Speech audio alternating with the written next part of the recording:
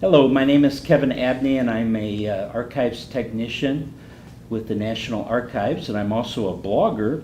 And over the last few months, we have interviewed some of NARA's leadership team.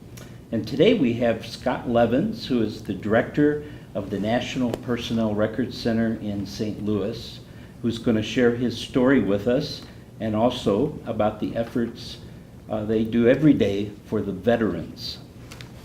Thank you, Scott, for taking this time with us. And do you have any specific stories about our service to veterans that stand out in your mind? There's a lot of them. I mean, I'm not a caseworker, so I don't work all the cases. But if you ask that question to any member of our workforce, they would all have their own stories that I'm not even aware of.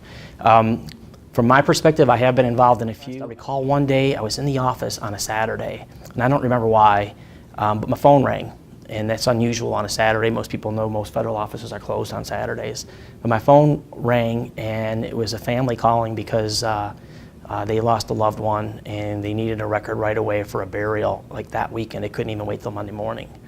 And so on my own, I actually went out into stacks and was able to somehow find a record without getting too lost.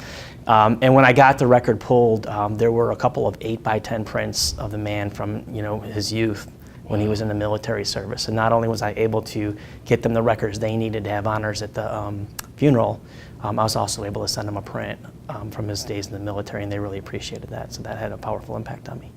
That's a very powerful story.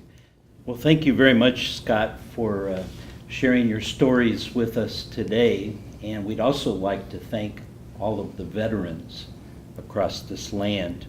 And we want to say that remember, every day is Veterans Day at NPRC.